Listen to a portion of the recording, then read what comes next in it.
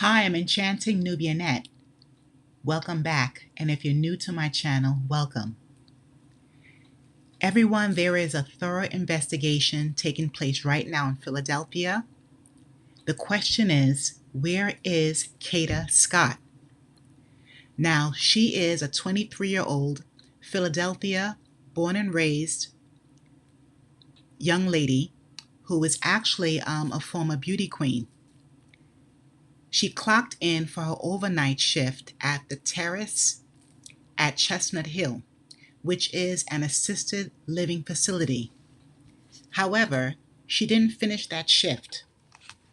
She didn't tell her coworkers that she was leaving. She didn't give anyone an explanation, and that is a mystery in itself.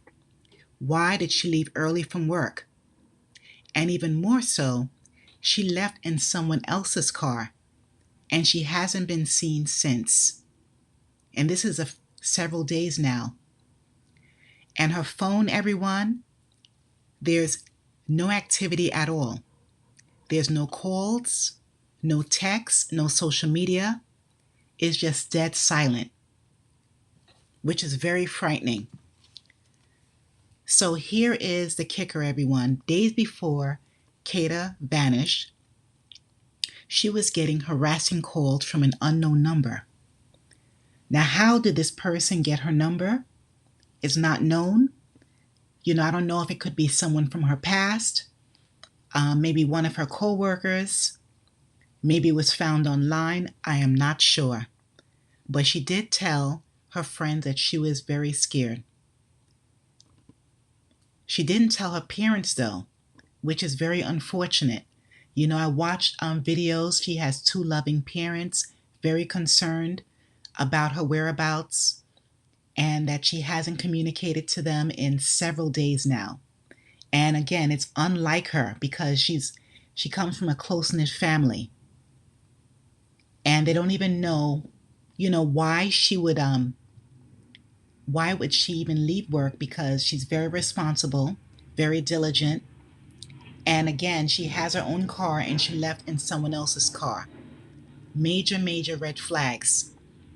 So I know that Kada Scott was definitely very worried about her safety, getting harassing calls from someone who is anonymous. And I really just wish that she told her family and that they were able to set up some protocols for her safety, have someone pick her up from work or, bring her to her her whereabouts. Because in these times, we know that there are many people who have been missing, and there's a lot of crimes taking place like this regarding trafficking. So these are some things that I think could have happened to Kada Scott. She had a stalker. We know that she was being watched. Most likely she was being tracked. I don't know if the person even had a tracker on her car, but definitely I believe she probably was followed. Maybe the person knew she was at work and she wanted to, get away. However, I don't know why she would leave in someone else's car. It could have been, some kind of being coerced, a setup. Maybe it's someone who she thought she knew, someone who betrayed her. Again, it could have been an ex-boyfriend or ex-partner, someone who she thought could have been a friend, or even maybe a coworker. But we always know that even if you do trust someone, doesn't always mean that you're safe, because you really need to know who the person is in depth. So sometimes, unfortunately, YouTube family, and as you all know, that danger could wear a familiar face. Another thing is, law enforcement says that it doesn't look voluntary. So her car was still at work. Why did she take the time to get ready, to get dressed and prepare for work, go there, and then leave early? So her car was still at work. Her phone is off. She took her phone with her to utilize. Why was it left behind? And they have been searching through wooded areas like Auberry, I'm not sure if this name is Arboretum, Orbitum, and it's not a good sign, everyone. I really do hope and pray that Kada Scott is found safely. It has been a few days. I'm really hoping that the um, the phone calls can be tracked to this person's whereabouts. That's if they even use a legitimate phone, because we don't know if it could be, one of those track phones or those inexpensive phones where you can just order them on, Walmart or online. But a real investigator, someone who has expertise, can definitely track her whereabouts, especially because, there's cameras on several streets, and I'm sure at her workplace as well. So from when she left her workplace, getting into the car, all of those, that distance should have been tracked. So what I can say regarding stalking, prevention tips. We know that, I grew up on landlines, and of course having street smarts, growing up in Brooklyn, New York, and being born and raised in New York in itself, and anyone who's from the big city. And she's from a big city as well. But again, this is a case where someone is harassing her through her phone that is unknown. But there's so many ways that we can keep safe, even in this digital jungle. The best thing to do if someone is stalking you, you must document everything. Save the texts, record any voicemails that you may receive, screenshot the messages. You definitely need to have evidence. Tell people. In this case, again, Kada Scott, she didn't tell her parents. She has two loving parents. I really wish that she had taken that step, and because she was fearful, she definitely should have gotten even more support. Definitely do not keep it to yourself. You have to let everyone know what is happening. That means your family, your co-workers, even though you don't know exactly who they are as far as a character, or even your boss. And you have to change your routine. You have to switch up your routes. Do not leave and return home at the same exact time, even at your workplace. Even if you have to go to work at 8 o'clock, sometimes you go there at 5 to 8, 7:45, even 20 minutes earlier, what have you. And again, when you're going home, go to the store once in a while after work. Go to, make a stop, do a few errands, but you don't want to leave your home and return to your home exactly the same time, or even your workplace, especially if you know that someone is watching you. Definitely, you do not want to be predictable. Also, you have to share your location with your loved ones. Very important. Have safety apps on your phone. These are something, new that I found out regarding these two apps, Noonlight and also One Screen. Okay, that scream like you're yelling. I haven't heard of these apps, but these are some that actually were seen when I was researching online. Another one is Life 360.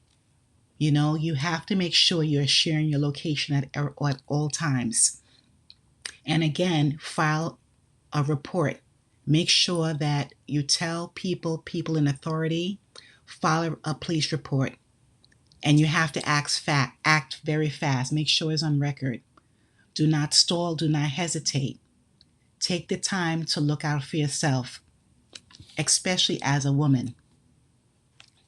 So I really and truly hope that Kayla is found very promptly. It's very difficult in these times. We already know how the economy is. People have to go out to work. And the fact is that even when she was at work, she was being harassed. What made her leave her workplace when she's around people, and then even leave her car to be picked up early? And again, she didn't even tell anyone she was leaving. Like, why did she do that? Why didn't she say to someone at the workplace, someone is going to pick me up, tell the name, and, say where you're going to, at least a location. I think it's someone who she thought she trusted. And I'm really hoping that police already have the vehicle license plates, the vehicle make and model, and even the person that they know who the person is at this time. I really hope so. And again, we have to protect ourselves by all means necessary. So meaning, if you have to carry, if you're in a state where you're able to carry and you have to make sure that you're registered, your license. Otherwise, make sure that you have, some type of aerosol spray, bear spray, if you can. Carry something with you that, a nail file. You have to do something to prevent anyone harming you. And, women, we also need to know some defense tactics. If you have to go to self-defense classes, karate classes, martial arts as well, and do not carry heavy bags. Be prepared that if anything happened, you can run. Also, there's also a lot of whistles, alarms that you can have on your bag, connected to your keychain. So many different devices that you can have on you at all times, just in case you're in an emergency situation. But definitely have your family members, loved ones, people that you truly know tracking you. I know that, as a young woman, you want your privacy, your independence, but in these times, especially if you have the warning signs that someone is actually threatening you, having you fear for your life, for your safety, you need to keep yourself tracked so that you can be monitored by your family members and even police. So I'm hoping and praying for a positive end for this story. I'm hoping that she's found very soon. Her parents are extremely worried, and her loved ones and community members. And I'm very happy to see that this news story is all over social media. It's all over TikTok and even Instagram, even YouTube, thankfully, because we need to get the word out. And also law enforcement, from what it looks like, they're very, very assertive and very persistent as far as finding what happened to her. Because no one should have a loved one missing like this. So everyone, thank you so much for watching. What is your take on this news story? And what do you think could have happened? What are the scenarios that you have thought about? Thank you again. Please share this video, like, and subscribe. And stay safe wherever you are. Please keep your head on a swivel and don't be predictable. Tonight in the disappearance of a 23-year-old woman from Philadelphia who has not been seen since Saturday. CBS Philadelphia's Ray Strickland spoke with the family of Kada Scott and police about the latest on their search for her whereabouts.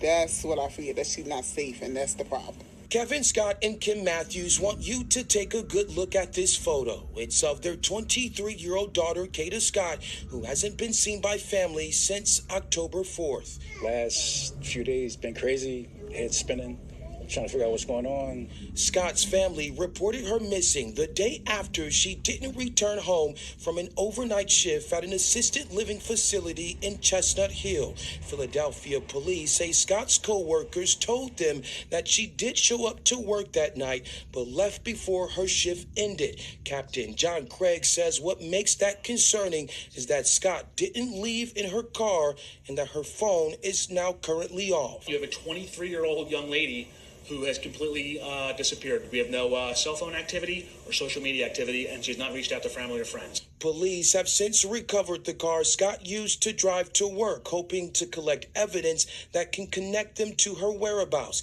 Detectives also are investigating a possible lead about Scott being harassed before she went missing. Harassed, threatened, so we're a little concerned because she didn't tell us, of course, but other her friends, and she did mention it to them, but didn't give any names, names or anything like that. So we're trying to piece everything together to find out exactly who these people are. The family is now praying for Scott's safe return, putting up these missing persons flyers in hopes someone can help police in the investigation. Thinking positive. She's okay, wherever she's at, and we're going to find her. That's what I'm thinking right now. Thinking positive. And Scott's family also says it's completely unlike her to go this long without speaking to family or friends, which is why they're urging people to reach out to police. So if you know anything, you can submit a tip to the detectives on this case by calling 215-686-TIPS. Again, that number, 215-686-TIPS. At police headquarters, Ray Strickland, CBS News, Philadelphia.